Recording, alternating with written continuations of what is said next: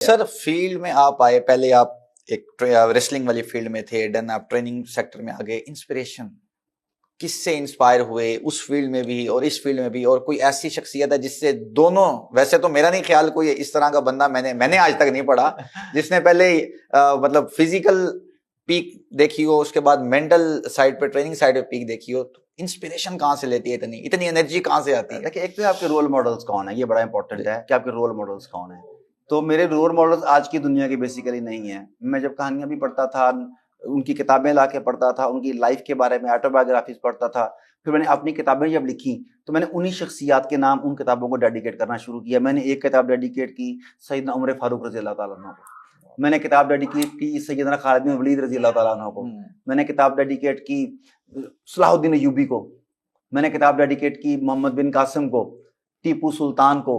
अच्छा, अब ये जितने भी वॉरियर्स थे ना, बेसिकली अपने अहद के अजीम तरीन वॉरियर्स, इंक्लूडिंग सैयदना अली रज़ी अल्लाह ताला अन्हु, तो मैंने अपने दौर के बल्कि ऑल टाइम बेस्ट वॉरियर्स, उनसे इंस्पिरेशन लेता था। तो वो जो वॉरियर स्पिरिट है वो तो मेरे अंदर आनी ही आनी थी।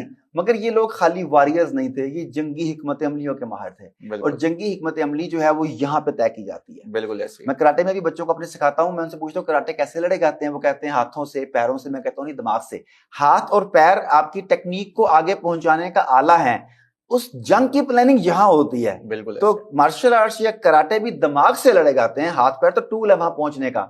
तो सेम वो जो वॉरियर्स जो मेरे रोल मॉडल थे और हैं, उन्होंने इस मैदान में जो काम किए वो मेरे लिए इंस्पिरेशन थी। तो उन्हें देख के मुझे एनर्जी भी मिलती थी। मैं एक दिन अमीर तैमूर के बारे में पढ़ रहा था, मैं आपको भी बताना चाहूंगा कि हम लोग काम करते हैं, दिन रात काम करते हैं कि अपने किराए के घरों को अपने घर में बना सकें, अपने घर को बंगले में बना सकें, बंगले को महल बना सकें। बिल्कुल हमारी लाइफ ये है। अमीर तैमूर जो है, जो जिससे सुल्तान अल मशरकैन व मगरबैन कहा जाता था, मशरिक और मगरिब का सुल्तान, ऐसा फातेह कोई नहीं था।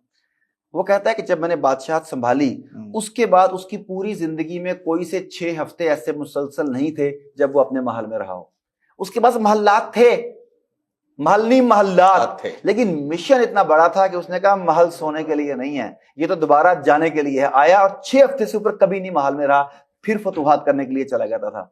तो बस यही लाइफ है, आगे से आगे चलो, नई से नई फतुहात करो। जबरदस्त। ये अब मैं अक्सर सोचता था सर, जब आपकी वीडियोस देखता था या जब आपको आपके सेशंस देखता था, तो यार एक बंदे में इतनी एनर्जी और इतनी पावर कहाँ से आ सकती है। आज ये चीज मुझे क्लियर हो गई कि वाकई जिनको जहां से इंस्पिरेशन आ रही है तो फिर उसका रिजल्ट यही निकलना था, इसके अलावा कोई निकल नहीं सकता।